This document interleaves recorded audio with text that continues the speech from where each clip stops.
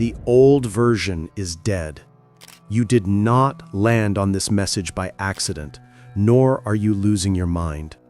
Everything you have been feeling this week, the sudden heaviness, the confusion, the feeling that the color has drained out of your life, has been pointing to this exact moment.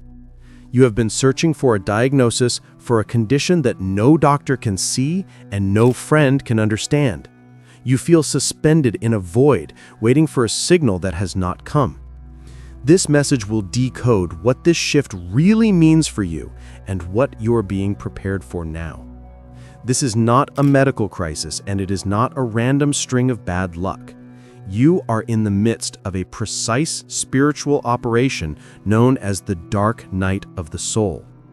It is a term often used but rarely understood. It is not merely a period of sadness, it is a structural dismantling of who you thought you were, so that who you actually are can take a breath. This journey moves through 5 distinct stages. Most get lost in the second or third stage because they lack the map.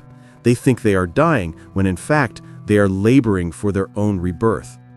We will walk through these stages now, from the initial collapse to the final rise, so you can stop fighting the current and let it carry you to the new shore. The first sign is always the hardest to accept because it feels like a loss of self. This is stage 1 and stage 2, the destabilization and the isolation. It begins with a signal loss. You wake up one morning and the things that used to bring you joy simply do not.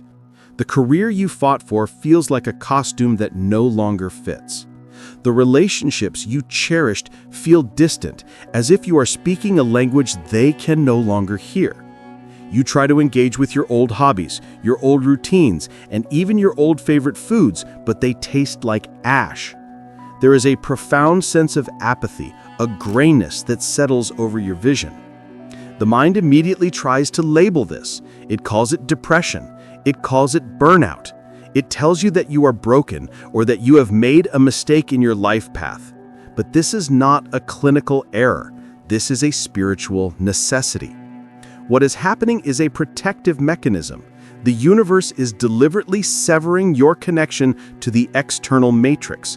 For years, you have fed your energy into a timeline, a persona, and a set of expectations that were given to you by society, family, or trauma. That version of you has reached its expiration date. To build the new, the old must be powered down. Think of it as a massive system update. When a computer updates, it cannot run programs. It cannot browse the internet. It sits in a black screen. It looks dead. But inside, the deepest coding is being rewritten. You are in that black screen phase. The apathy you feel is not a lack of life. It is a withdrawal of energy from the false reality so that it can be redirected inward. You are being unplugged. This leads directly to the isolation. You may find that people are suddenly irritated by you, or you are repulsed by them. Friends stop calling, plans get canceled. You feel invisible, as if you are walking through a world that you are no longer part of. This is terrifying to the ego, which craves validation and belonging. The ego screams that you are being abandoned, but you are not being rejected, you are being hidden. There is a law of incubation that must be respected. A seed cannot grow if it is constantly dug up and exposed to the light. It must be buried in the dark soil, alone, to break its shell. You are that seed. The isolation is a quarantine.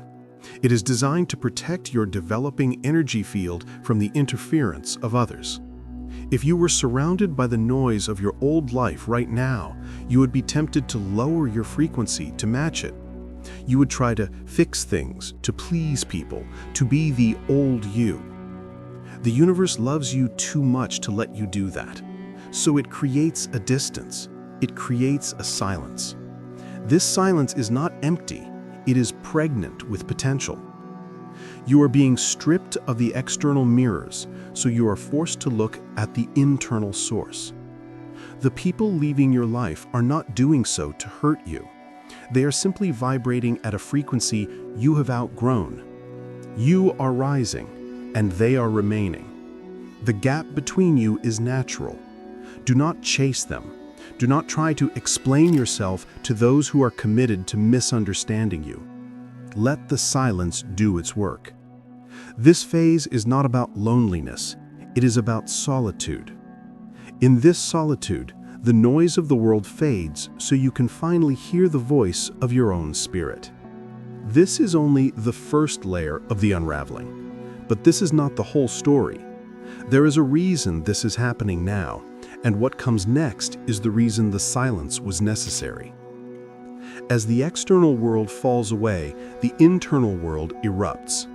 This brings us to the most volatile part of the journey, Stage 3 and Stage 4, the purge and the surrender. Once the distraction of the outer world is removed, the suppressed content of your subconscious rises to the surface. This is the zero-point calibration. It is intense, it is physical, and it is often confusing. You may experience wild emotional swings. One moment you are numb, the next you are weeping over a commercial or a memory from 20 years ago. You may feel sudden bursts of anger, deep grief, or a fear that grips your chest. Physically, you might feel exhausted no matter how much you sleep. You might have strange aches, dizziness, or a feeling of buzzing in your body. This is the purge. Understand this clearly. This is not you getting worse. This is you getting clean. Imagine a glass full of muddy water. If you want to fill it with clear, fresh water, you must first pour out the mud. For years you have stored trauma, repressed emotions, and limiting beliefs in the cells of your body. You have swallowed your truth to keep the peace. You have swallowed your pain to keep moving. Now that density is being pushed out. This is energetic displacement. High-frequency light is pouring into your system, and two things cannot occupy the same space at the same time. The light is pushing the darkness to the surface to be released. The anxiety you feel is the energy of old fear leaving the body. The exhaustion is the energy required to restructure your DNA. You are not sick. You are detoxing from a lifetime of conditioning. The mistake many make here is trying to fix the feelings. You try to analyze why you are sad. You try to medicate the anxiety away or distract yourself from the pain. But you cannot analyze something that is leaving. You cannot fix a purge. You can only witness it. This brings you to the stage of surrender. Surrender is not giving up. It is not weakness. Surrender is the active choice to stop fighting the current. It is the decision to float. When you are caught in a riptide, if you swim against it, you drown. If you float, it carries you out and eventually releases you. You are in the spiritual riptide. The resistance to the pain is what causes the suffering. The pain itself is just information. It is just energy in motion. This phase demands that you let go of the need to know when it will end. It demands that you let go of the need to control the outcome. You might find yourself on the floor, praying, asking for it to stop, feeling like you have nothing left. That moment, that absolute zero point, is the most powerful moment of your life. It is the death of the ego's control. When you finally say, "I don't know what to do, show me," you open the door. You stop blocking the upgrade. You are being hollowed out so you can be filled with something greater. If you were full of your own plans, your own pride, and your own rigid ideas of how your life should look, there would be no room for the divine plan. The void you feel is not empty space. It is a womb. It is the space where the new life is being knit together. If these signals are hitting your spirit, it is not by accident. This is the work done here. If you feel called, stay with this transmission until the end. The shift you are asking for is hidden in the remainder of this truth. As you stop fighting the purge, something shifts. The waves become less crashing and more rolling. You begin to catch glimpses of a new stability. This is not the end of the road, but the beginning of the ascent. This brings us to stage 5, the Sovereign Embodiment. This is the integration. This is the rebirth. The storm clouds do not just vanish, they transform into a clear, expansive sky. You begin to emerge from the cave, but you are not the same person who went in. The apathy lifts, but it is not replaced by the frantic excitement of the past. It is replaced by a deep, grounded peace. You find that you no longer need the external validation you once craved. You do not need people to agree with you to feel safe. You do not need to be successful in the eyes of the world to feel valuable. You have survived the death of your ego, and you have found that something indestructible remains. You are now operating from a place of sovereignty. Sovereignty means you are the ruler of your own energy. You are no longer a match for manipulation, for guilt trips, or for drama. Those hooks no longer catch in you because the wounds they used to hook into have been healed. You have a new frequency. This is the phase of the new mission. But be warned, do not rush this. The temptation when you start to feel better is to run back to the old world and try to save everyone. You want to tell your old friends what you learned. You want to fix your family. Do not do this. They have not walked through the fire. They cannot understand the ash or the gold you now carry. Your mission is no longer to convince. Your mission is to embody. You are becoming a lighthouse. A lighthouse does not run around the island looking for boats to save. It stands on the rock, immovable, and shines its light. The boats that need the light will see it and come to you. This is the shift in physics. You move from chasing to attracting. The opportunities that come to you now will be different. They will not drain you. They will not ask you to compromise your integrity. They will feel like a natural extension of your truth. The people who enter your life now will meet you at this new level. They will value your depth, not just your utility. You are attracting a soul tribe, not just a social circle. This stage is about careful integration. It is about walking slowly. You are like a newborn colt, wobbly but alive with a new power. Protect your peace fiercely. You have paid a high price for it. Do not give it away cheaply. Realignment does not demand your energy. It harmonizes with it. If something feels heavy, if it feels like it requires you to shrink, you will know instantly to walk away. This is your new superpower, discernment.